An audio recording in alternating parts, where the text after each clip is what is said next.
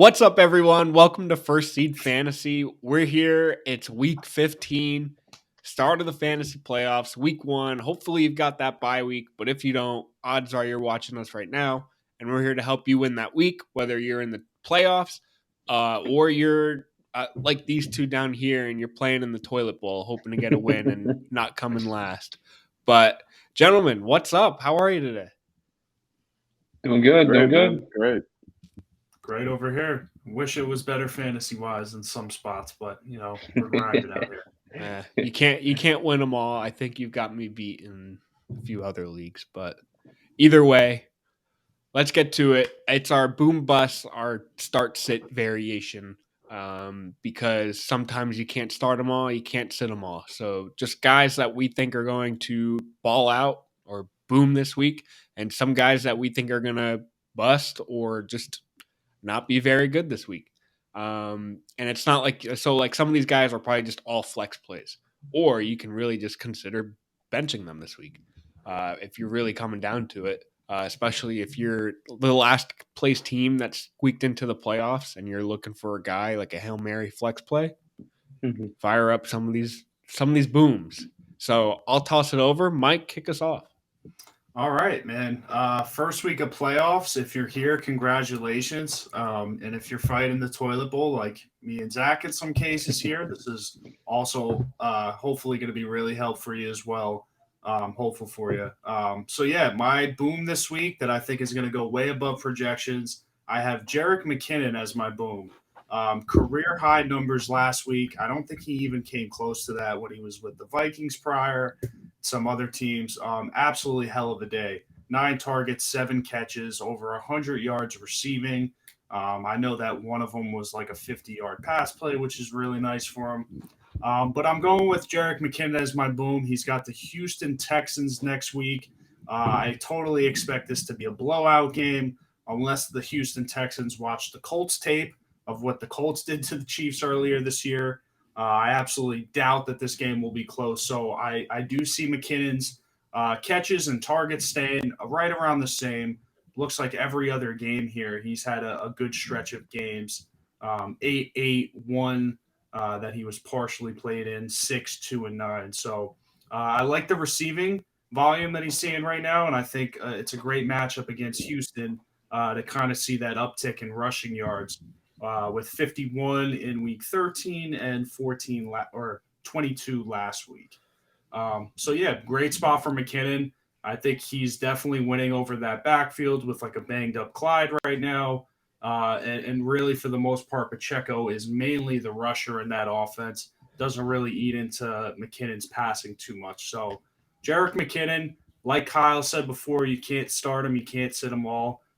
This is going to be a flex play for me, and I love him in this spot this week. I think he's going to be a potential league winner here. I'll jump in. I got to mention Isaiah Pacheco, I think is going to be a fantastic play this week as well. Odds are he's got a good stretch. I'll pull up his numbers here.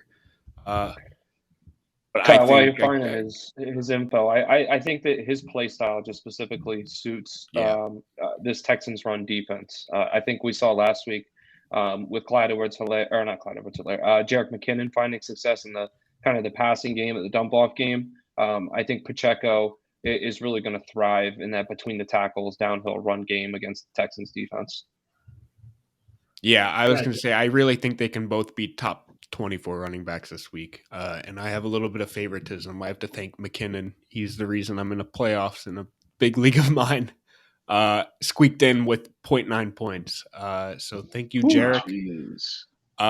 And happy to be here. But yeah, Mike, great pick. I think it's going to be a big week for both of them. Yeah, definitely. And as you clearly saw when you pulled up Pacheco stats there, he clearly has the rushing attempts over McKinnon. I don't think that's in doubt or question. Pacheco, man, when he runs the ball, he just runs really hard, and he's doing a lot of motions, and he's really quick. He's fun to watch. So, yeah, that's going to be a nice pair. If you have either or, I would feel really, really comfortable playing either of them in a flex league. Obviously, more so Pacheco in a non-PPR league would be more valuable versus McKinnon in a non-PPR. But Yeah, that's my boom for this week, which is going to lead me into the bust of the week that I do not think is going to hit his projections this week. He's projected to score 11.7 points, and that is Leonard Fournette against the Bengals. This is a team that is just literally deteriorating. They're not hot at all right now. They have played some pretty decent opponents the last few weeks, but the team's struggling. The passing game is struggling. And Fournette is involved in the passing game, but that's about all the production he's getting right now. Me and Kyle were talking earlier. Kyle brought up some stats saying that week 7, 19 yards rushing, week 8, 24, followed up again against a bad Rams team with 19, Seattle 57, New Orleans 49.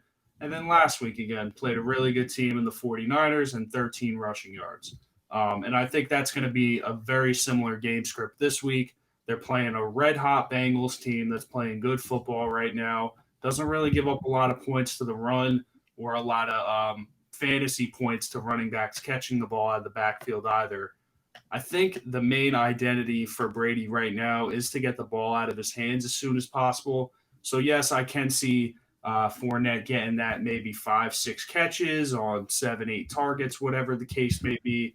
But other than that, I don't see him in my lineup this week. I don't want him in. Guys like McKinnon, Pacheco, those are two running backs that I'd much rather prefer in my flex spot this week, especially in a week where you don't want to mess around against a good opponent and have that chance of like a dud week. So I'm out on Fournette this week. I think he's going to score below that 11. And like I said, I'd rather take that boom and that upside with guys like McKinnon there. Question for you guys. Fournette was a round 2 pick this upcoming season. Where do you guys have him now in comparison to Rachaad White? Do you think Rachaad White is going to be higher across the board? And what rounds do you think both running backs would probably be taken? Offense stays the same, by the way. Like Brady doesn't retire or none of that stuff. Like if they go into the season with the same offense. You know, that's kind of hard. I would say if you think the Bucs are going to be just as bad next year as they would be this year, I would probably not draft Fournette above Rachaad White. If anything, it would be very, very close. I could see like a 5th round range for both of them if this was to continue next year, something like that. I think White could be a 4th round talent. I feel comfortable taking there. I feel like if you took him in the 3rd, I wouldn't be like too mad at it, just because you have with Brady there, of course, you have that passing workload that is valuable in PPR at least. Maybe in standard format it's a little lower, but I think that PPR format, I would easily have White over Fournette. Just based on what we've seen so far. I think they're trying to give the reins to Rachaad and have Fournette be, maybe a goal line, 3rd down, shortened, whatever kind of back going forward. Yeah, and real quick, Kyle, it's really funny. We put out a video, if you remember, preseason before the year about some of our favorite handcuffs, and Rachaad White was on that list, man. Of course he was. Other guys like Kenneth Walker, a lot of guys we loved, and it's just really nice to see it coming into fruition, everything that we literally talked about now. So, yeah, I agree, Dante. I think this is like passing the reins on. I don't think Fournette's going to stay with the team, especially if Brady leaves. I can't see Fournette staying. But then again, it always comes down to money. But, yeah, why Kyle has the stats on the screen as well. If you look at Fournette's production, it is all coming from the passing game for the most part. Brady's saving him by not being able to throw downfield as much with the 7 targets. Like, that's saving him right now. So, yeah, I'm out on him. Well, I wonder from a defensive standpoint, I wonder if it almost perpetuates itself too, where if you know that Brady can't push the ball downfield anymore, what's stopping you from putting 7 guys in the box and saying, go ahead, throw it deep? You know what I mean? Like, so maybe he's playing a little bit of a stacked, against a stacked hand, I should say. And that's why he's not seeing as much success in the run game.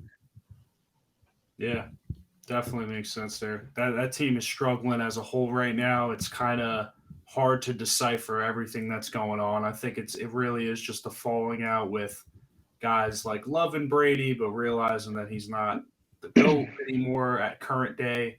But yeah. Yeah, I think this is Rachaad White's backfield, at least for next year. Fournette will have a role, or may have a role, or honestly may not even be on the team. But I think to answer Dante's question, if they were both on the team, offense stays the same. I think they're both floating around that like 4th, 5th round area. I would prefer White over Fournette, but I at that point I don't think I'd want either of them. I'm not a fan of these double backfields unless there's a clear guy and they're both like super utilized to an extent where they can both be productive. But this just doesn't look like that type of offense. Even then, it's like the A.J. Dillon, Aaron Jones experiment really has been fruitful for as an Aaron Jones owner, expecting both of them to. I expected Aaron Jones to be like a wide receiver 1, and boy was I wrong on that. So I mean, I think the split backfield thing is something that I'm just going to stay away from entirely going forward. It works. It works in some cases, like A.J. Dillon and Aaron Jones last year, but that's just when all things click. But then you lose your star receiver, and then the offense is just bad. No. But moving on, I'll jump to my picks here. My boom pick / picks. I'll kick us off with there he is, Mike White, QB for the Jets, facing my Detroit Lions this week. Detroit is allowing I think it's averaging 27 points to the quarterback every game this past few weeks. I think dating back to week 10. So that's 27 points that every quarterback Detroit's faced since week 10 has basically got averaged. And Mike White is slinging this thing. He had that great game week 12 against Chicago, but that was the game that he threw it the least. And I think this is going to be a very interesting game between the Jets and the Lions, because this could oddly be a 10-point game or an 80-point game. And I don't think there's going to be an in-between. But Mike White, I think, is in line for a huge week. And with that, I think we'll see a big week from old Elijah Moore. He's finally coming back. Corey Davis was hurt last week, and I think he saw 10 targets last week. I think he sees 10 or 12 again this week. No Corey Davis. Elijah Moore is next man up, and he has the talent to ball out. And I think he can. I think Garrett Wilson's going to have a fantastic day. I think Elijah Moore's going to have a great day, and they're both going to have 10 to 15 targets, and it's going to be beautiful. So give me these two guys. Basically, give me the passing offense against the Lions this week for the Jets, because my bust of the week is the rushing game. And good old Zonovan Knight. The Lions, I don't know if you guys know this, but since week 10, the Lions are the best defense against running backs in fantasy. And that, to me, that's insane. But seeing the list, they held Dalvin Cook to 36 total yards, ETN to 66, and then Saquon Barkley at 35. That is an elite trio, at least this season. And to hold them to a max of 66 total yards is crazy. So when you bring in rookie Zonovan Knight, who is still kind of fresh into this offense, I think he doesn't have a great game. I could see him being top 40 in running backs. Maybe he like barely cracks the top 36 or just right above and floating in that area. But I see him struggling to get like 10 fantasy points unless he squeaks in for a touchdown. But I think he's going to struggle this week. I think it's going to be a passing attack against Detroit for the Jets. So give me old Zonovan Knight as my bust of the week. Yeah, I love how you broke it down there. I think this is a really good find here, especially betting. If anybody watching is thinking about betting this week, I think this is a very open game script where both quarterbacks are just going to be slinging the ball around, like Kyle said. Um, if you go back to the last two weeks too for Mike White, I know his passing attempts has just been crazy, crazy high. And that's something else that I think will definitely carry into next week as well. Yeah, you see there 57 and 44. I mean, wow. They trust the man. Like, they're going to let him do his thing. He's going to start slinging the ball around. And, Elijah Moore, man, I feel like this is like one of those times in his career where if the Jets really didn't get him involved at the end of the year, most likely I feel like he would have left or he would have continued on with the requesting a trade and stuff like that. I feel like this is more so like to show him like, hey, we want you to stay. We do have some injuries here and there. That's why you're playing, but I think this is a good chance for Elijah Moore to like really prove himself and like show the Jets like I deserve to be here. So I think there's a nice narrative to this game too. Great fun, Kyle. Yeah, it seems like the Jets have, based on the schedule, it looks like they could be big plays going forward. I mean, Jacksonville the week Absolutely. after looks like a team that could be. I mean, like they both could have like shootout performances in both weeks. And then was that Seattle? Like, yeah, that's a great like 3-game run right there, especially championship week. So I agree with everything you said, Kyle. I think Elijah Moore is going to have a really big uptick in production in the next couple of weeks. And I just feel comfortable with Mike White. Like just the volume alone just provides more opportunities for people around him. I think I'm a little higher on Zonovan Knight than maybe you are, but who knows? I thought he would get the receiving workload he had the previous week, and it didn't seem like it happened last week. So, maybe that'll come back around. But yeah, I agree with everything mostly you said outside of Zonovan. I think Zonovan's my guy going forward. We'll see though. It's me now. All right. Who's up? Yeah, who's up next? Do you want Dante or myself to go, Kyle? No, ladies first, please. All right. Well, I walked into that.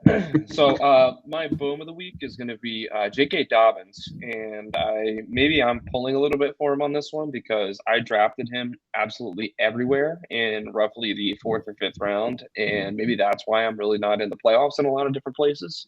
So thanks for that, J.K. But he looked great last week, and I think that that's a really good building block to base off of what he's going to do this week as well.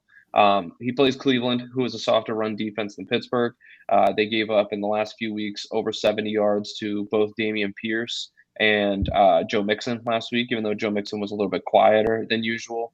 He didn't see the receiving work as much as he typically does, and he didn't find the end zone. Dobbins looked good against the Steelers. There was a video of him. He kind of came up a little gimpy, and he was kind of limping on one of the long runs. But he's had about 8 surgeries since the last time he actually legit played football. So I think there's expected to be a little bit of rust there. But he, like I said, he plays a weak run defense.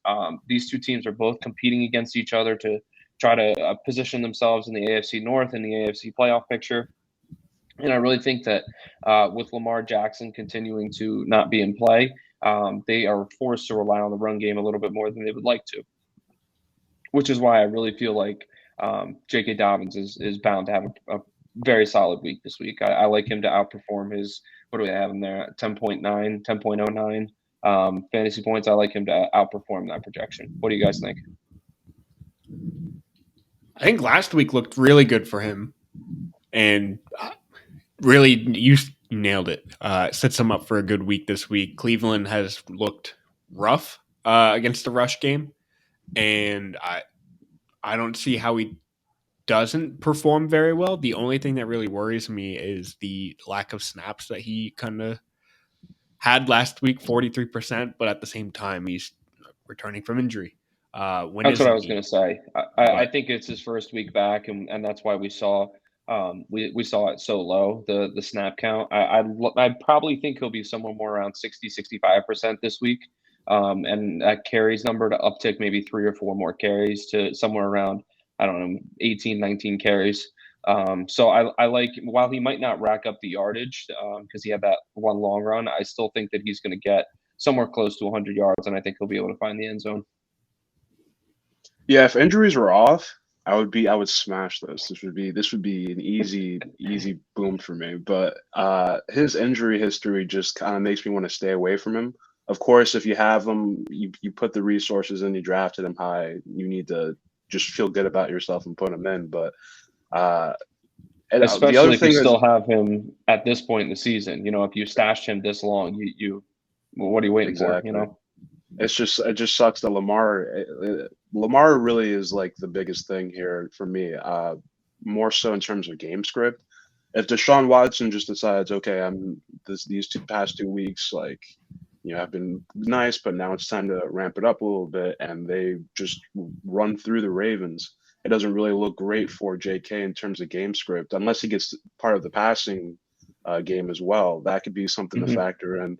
I mean, I do like it, Zach, just because he showed in 15 carries he can get over 100 yards, but it's just I have hesitation in terms of, number one, his body, and number two, I don't know. This Cleveland situation is different because Deshaun is just getting back into the fold. So a lot of wild cards, but like I said, you put the resources in, you got him. If you still stashed him, kudos to you, I guess. You're getting you got the benefit last week, but it's definitely a high risk, high reward situation. He was an IR stalwart for me this year. No, yeah, and real quick here, I like the pick. I don't think you're going to see like a 20-point game from him anytime soon, depending on touchdowns. I do feel both sides on this one. Like I'm a little bit scared about the health injury and stuff like that. But yeah, sorry there. Yeah, definitely like the position he's in. More so, just health is a little thing that's scary, but. I definitely like him over your bust, Zach. That is for sure there. So, yeah. So let's take a look at the bust here. My bust this week is actually someone that a lot of people in the same boat to J.K. Dobbins took in the 4th round and aren't necessarily happy with what they got, and that's Travis Etienne, running back for the Jacksonville Jaguars. And I think people are giving him a little bit more of a pass this season than he deserves, because he had, if you look there, Kyle has it scrolled perfectly, week 7, 8, 9, and we'll include 10 in there. He went for double digits. Even 6, he went for double digits. But really, it was 5. The meat and potatoes of it. Oh, and 5. Okay. All right. Let's keep going. All right. All these weeks. All right. 3. But what I was going to say is the real like middle part of that was week 7, 8, and 9 there, where he went 18, 25, and 26 against the Giants, Broncos, and Raiders. And people keep that in their minds, and they think that this guy has been better this season than he actually has been. And that's just not the case, unfortunately. If you take a look at his later season, more specifically like the last 3 weeks here, against Baltimore, Detroit, and Tennessee, he hasn't even come close to scoring 10 fantasy points. And I think that the key thing to that is that his receiving workload has almost completely diminished. You see, he got 3 targets and 3 catches in week 13, but he had no targets and no catches in both 12 and 14. And I think that that's kind of attributed a little bit to Trevor Lawrence and his kind of upcoming and his, I guess, arrival as a star and as a quarterback. Where he's had to rely a little less on the dump-off game. And I just don't necessarily know that Etienne is getting the work in the pass game.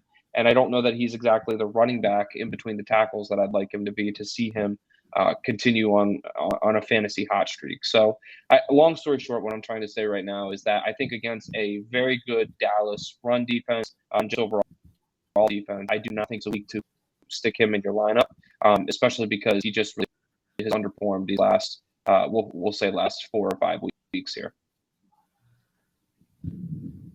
Yeah, I think those are great points too. Even with Etienne playing a really tough Dallas team, and with the Jaguars as a whole, if you guys obviously have noticed, they've been playing good football as of late. It's kind of like they're getting a groove and they're scoring a lot of points offensively. The defense is a different question. But it's weird that the past 3 weeks their offense has really been kicking, and he's kind of hasn't been a part of it. So it's been a little bit scary, like Zach mentioned, like a little bit with the injury history. I mean, he was back to 88% snaps 2 weeks ago, then 75 this week. No catches. So, yeah, this is a situation where I'm probably not messing around against Dallas. You could think about it next week and for the Super Bowl against the Jets in Houston if you make it. But, yeah, definitely like the Dobbins play over ETN here. Yeah, I thought he would have gotten a little bit more pass catching work. I'm kind of surprised. Wasn't he? Didn't they like bring him in as kind of like a primary like pass catching role? And to They see did. that I mean, he only got 3 catches. in the perfect world, I think, it's supposed to be James Robinson and him, and Robinson between the Right. tackles, and ETN as a. They almost had slot receiver at one point, and that clearly hasn't panned out. I think a lot of that was Urban Meyer's doing as well. That was his vision, and then that kind of just went in the wind when he started kicking his kicker.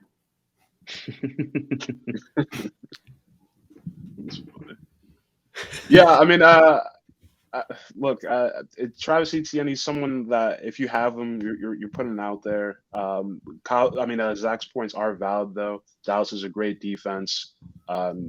This could easily be a situation where it's, I don't know, 21-7 going in the half, and they kind of need to focus primarily, Jags, I mean, they need to focus on passing the ball, and that gets Travis out of the game plan pretty fast. So, the points are valid. I just think like if you have him, you have to put him out there and just hope for the best at this point, because there is a chance he could have one of those games that we talked about earlier. What was it, like in the middle of the season, and he could blow up and have like a 20-point performance. So,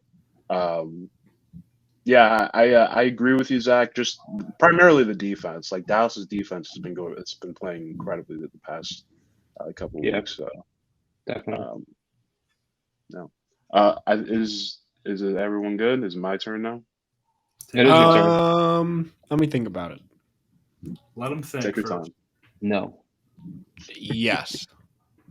I'm talking about a player that you like, bro. So I should. Continue on. DJ Thanks, Chark. DJ Chark is going to be my boom player of this week. Past 2 weeks, he's had 80% snap share. That's something that I look at. The more you're on the field, the more opportunities you get. So basic math there. He is a deep threat option. That touchdown the last week was very nice to see as someone that picked him up in waivers that previous week. So having to not at least blame him for my loss last week was nice. I felt good about that. Over 5 targets the past 2 games. He's a clear, well, I don't want to say clear because, I mean, it really depends on the game script and how Goff is feeling. He may like Josh Reynolds one week or DJ Chark. One thing's for sure, though, is that he loves Amon-Ra. And I think fences obviously know that Amon-Ra is probably going to be the focal point of that offense.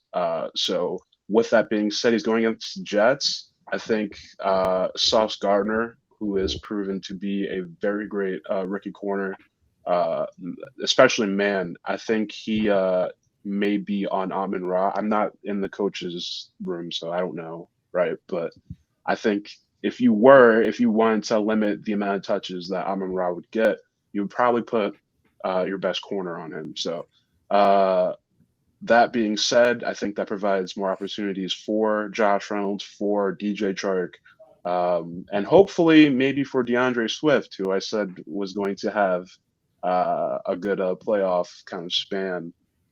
Didn't look great last week, but I have DeAndre Swift, so I have to just keep singing his praises until I get knocked out. So yeah, I feel close. I feel good with DJ, close to 100 yards both weeks. Like I said, he was a waiver pickup for my league, and so I would imagine for most leagues he's there as well. So if you don't have him, pick him up. Then for my bust, I'm going to go with Juju. I feel the same reasons why you guys praise the running backs. I just don't feel like in Pacheco and McKinnon. I mean, Yeah. I don't think the wide receivers outside of Kelsey, who's a tight end, I don't think that he's going to have that great of a game. This past week, he had probably second best game. Yeah, second best game. Week 9 looks good, but that was the only game that he had over 10 targets outside of week 7 there. 9. So the main thing for me is that it's Houston. This could easily be a game that they're up, again, like 35-0 at half. And then it's just the game script is going to allow for Pacheco, McKinnon, just a lot of short throws, nothing that screams shootout by any means. They could even with that offense, who knows? They could just treat it as like almost like a practice game and do like Philly special stuff, and you know how that offense goes with Pat. So it's something. If it were like a high stakes game, I would feel more inclined. Another thing is that Pat just doesn't really like focus on a particular player outside of Kelsey. So, I mean, as great as this game was this past week, I mean, if you look at the previous weeks, he had 4 targets, 3 targets, and then he may have been hurt week 11, but then 4 targets again. It just doesn't. That's a player that you may look this previous week and be like, he must be back on track, and I have to start him. But I have trepidation with that just because Pat Mahomes doesn't really focus on a particular wide receiver. It's not like he's Tyreek Hill. So I don't feel confident in Juju going forward with this week. Yeah, no, I like that. And as Kyle has the stats up on the screen here, I'm kind of seeing a pattern as well. If you just look at his snap percentage alone against bad teams that the Chiefs put up a lot of points against, Jacksonville and the Rams especially, 38 and 38%. I know that he was a little bit banged up, but I don't believe he came out of those games permanently at any point. And it just seems like recently when they play those bad teams, he's kind of just like not needed in a way. You look at his average as well, like in that game, 16 and a half. Like he probably caught 1 or 2 balls to keep the drive going, and the run game took care of the rest. So, yeah, I definitely like Juju long term, especially in the actual NFL playoffs and stuff like that. But this week for fantasy, it's kind of like a dead situation where if he does good, that's great. It probably wasn't planned. And if he does bad, I mean, at that point, that would just make more sense that they just wouldn't need him. Clearly against good teams, Cincinnati, Denver, I'm not calling a good team, but a division rival. And then another good team in Tennessee, his snap percentage doubled than what it was against bad teams. So that's a little pattern there that I'm seeing. And yeah, I'm not playing against the Houston Texans where he probably doesn't have to suit up and they still win by 30. So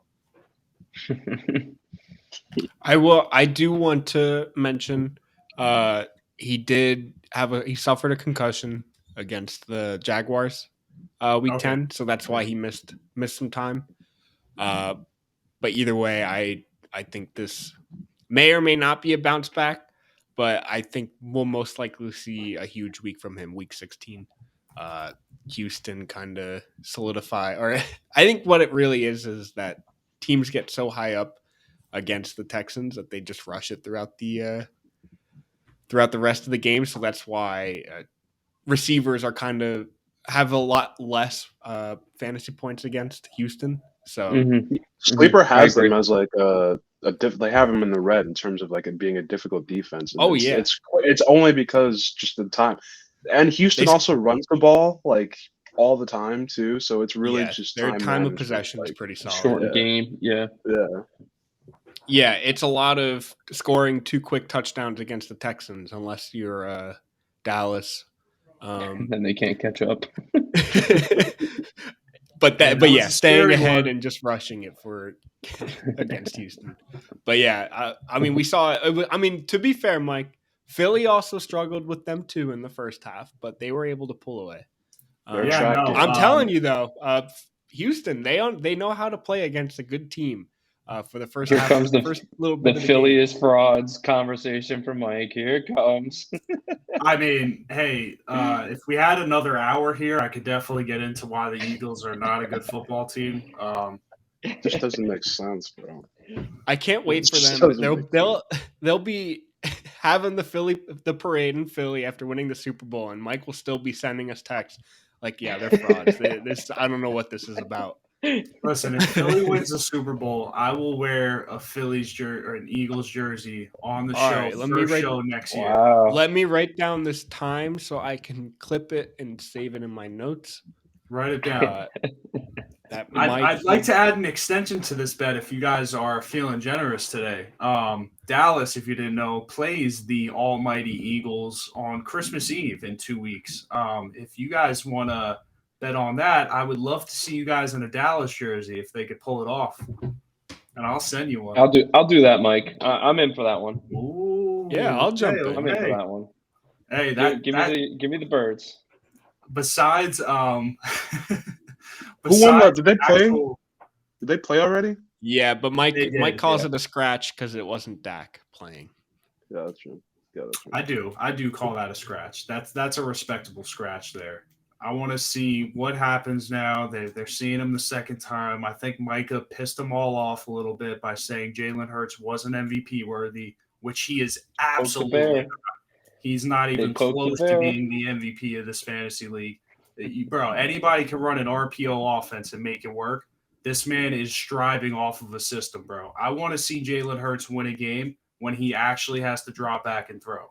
And I'll leave it at that. Tom Brady survived off the system for 20 years. Listen, that Eagles system brought Nick Foles to a Super Bowl. The shit made Carson Wentz almost an MVP. I'm not buying it. I want to see Jalen Hurts throw the ball, and let's see what they can do. That's what we I'm have saying. though. AJ Brown's a stud, and he's benefiting off of Jalen. Off of a system. I mean, what do you want? A backyard football? You don't want the coaches? Mike wants there? 11 guys out there just running around randomly. Listen. I think that there's a huge gap between how people actually think he is, like how good he actually is, and what people think of him. I think it's a huge gap, and it's not coming from you guys. It's more so coming from the media and people even entertaining the fact that this dude could be an MVP, bro. I don't know how you could not say he is though. Look at these stats. Man, if you put him on any other team, he's not even in the conversation. I think he could happily do this in Chicago with like Justin Fields is doing. Not even that. You could apply that to like maybe like 25 out of the 32 quarterbacks. If you put them in different systems, they're gonna behave differently, bro. That's just the way it is. The coaches obviously have to establish a rapport. Lamar Jackson's a good quarterback, but you put him in any other offense, he's bad because it's his offense. It's an offense for him. That's true. But you build around the athlete. You don't build around the team. System quarterbacks out there. I think half the league are full of system QBs. So. But I don't think you could put. I don't think you could put any quarterback in Jalen Hurts' position and have similar. Agreed. Results. And have the success. Agreed. I think it's the best of the Kyler best. Murray, Josh Allen, Pat would have Mahomes. won MVP at this point if he had that team. Come on. I don't think Kyler succeeds in the Philly offense. Hypothetically, I think Kyler Murray sucks. For the record, I think he's a terrible QB. He'll never win anything in the NFL. Jeez, but I think if you throw him in, come on, Kyler Murray is terrible. He is awful. He's terrible. I mean, Kyler Murray is actually terrible. Like, we're not talking about this, right? I'm giving Kyler a pass. I think Cliff's really bad too. Kingsbury's not helping. I think it could be a mix of a lot of things. Yes, but I'd like to see them play separately before I really judge that. That's a good point. Hard Knocks, by the way, he has the intangibles. And obviously, who am I to guess? Like, I'm not saying this is right in any way, shape, or form. And obviously, it feels weird talking shit on a man. But everything you see off the field from him too, it's not really like a green light for me to say, yeah, I trust him. I think he's in it to win a Super Bowl. I don't really see that from that man. You know, I don't see that at all from. Yeah. I don't know. Die home Cowboys fan, by the way. This is the opinion of a diehard Cowboys fan. So this is all right. So you guys know me. I am a Cowboys fan, but I am not one of those unrealistic Dallas fans. You guys could watch any episode. I talk a lot of shit on the Dallas Cowboys because it's warranted. They never win. I've also watched the Eagles for the past 20 years of my life, and I'm telling you, you've seen them win more playoff games and more Super Bowls and championships. And more Super Bowls. I've seen them win one Super Bowl. Relax. Which is more than you've seen the Cowboys do. I mean, technically, I have seen the Cowboys win the time they Super Bowl. won. I have seen the Cowboys win a Super Bowl. Remember it. My dad has some tape. You too? Yeah, I was about to say.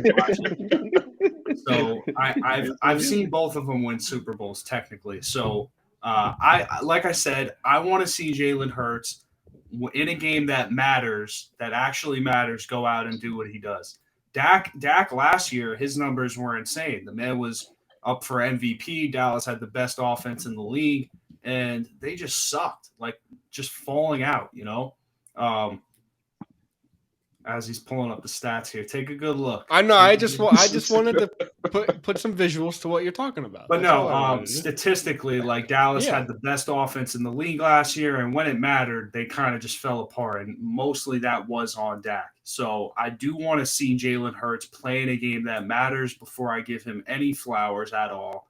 MVP, I just think is absurd. I think there's a lot better quarterbacks that are more talented and playing better. He just so happens to be on the best team in the league right now. Mike, I gotta ask: would you rather, if Dak went down, and you have the Cowboys have the possibility to play two quarterbacks, and it's between Jalen Hurts and Bumboy Russ? Wow. Who do you want quarterbacking the Dallas Cowboys? Just a stray, like a stray shot. That would be. He'd rather them just take the L. That would be play with 10, play one down. That would be my worst nightmare. I don't. We can't go one could, video. We can't go one video without Russ being mentioned. He's having a bad season. We almost made it. Almost made it. We get it. He deserves it. Let's be honest. No, he doesn't. He's been playing great the past however many years, decade. Like, what do you want him to do? Listen, have a bad year. I'm clearly taking Jalen Hurts there. If I ever saw Russell Wilson in a Dallas uniform, I would not be a fan. I would not be a fan. Couldn't happen. You'd come be a Lions fan. Hey, Russ did have a good stats game last week. He got the stats up. Stats. Yeah. Would he have more points this week than he has the past few? Relax. Relax. Yeah, don't even finish it. Go back to 2 years ago. You can't live in the past. That's not allowed. Wait a minute. Russ was a system quarterback. He was a system quarterback. Let's see this. The GOAT, baby. Gino. Let's be honest. Russ was a system quarterback. I just think Russ sucked. Like, I just think he sucks. Like, look at what Geno Smith is doing with the same exact thing. Like, he sucks. Russ is garbage, man. Mike's about to lead a Geno MVP campaign. Geno, they're playing great this year. That team, I think, is going to be a one and done, even if they make playoffs, sadly. But I do want to see what Kenneth Walker does tonight against those 49ers. It should be interesting. Yeah, all right. Well, Kyle, let's wrap up there. Unless I was going to say, I think we should wrap up and throw a little teaser for maybe a future episode. Mike, just one simple answer. You don't have to explain. I just want to hear, if Jalen Hurts isn't the MVP, who is? Jalen Hurts is not the MVP. Okay. I see the MVP conversations. This can't be a short answer. I'm sorry. The MVP conversation is hard because what is your MVP? Is it the most valuable player in the NFL? Because that's Patrick Mahomes. he should get it every year. Is it the person who's playing the best? Yes, you got to give it to Jalen Hurts because the record. I more so what I meant by that statement is talent-wise, like who he actually is. I don't even think he's in the top 5 conversation. He barely squeaks into the top 10 if we're talking skill-wise. Barely squeaks in the top. Are you out of your mind? Barely. Are you out of your mind? All right. So I want some film of Jalen Hurts throwing the ball when it matters and being successful because it doesn't exist. It's what not is when out it there matters? yet. When it matters. Give me an example of when it matters. You keep saying when it matters. Like every play matters. Like games that matter, like must win to get into playoffs, a playoff game, which he hasn't been to yet, so that's fine. He was last year. He played the Buccaneers last year. Yeah, I mean, there you go. That's just more proof. That was before the system. That was before the system formed around him. That is true. He didn't have AJ Brown. He's playing phenomenal this year. Props to him. He's got the stats. The team has the wins. But I want to see what happens when it matters. Like, this is the same situation with Dak, man. MVP candidate, best team in the league, Dallas Cowboys. When it matters, what happened? The thing is, you heard it here first, folks. Mike thinks that the Super Bowl winner should always be the MVP candidate, an MVP winner, because when the game matters most, it doesn't matter. The MVP is whoever is the best team in the league at the end of the year. I think that's how the NFL votes, if we're being honest. I think the NFL does look at it from a wins perspective. Who has, like, I do too, taken their team to get the most wins here. So, yeah, Jalen Hurts, I think, at this point is probably going to win MVP. I think the only reason it's still a debate is because Patrick Mahomes is so damn good and quite honestly should win it every year. And I think that's why they look for other players. Exactly.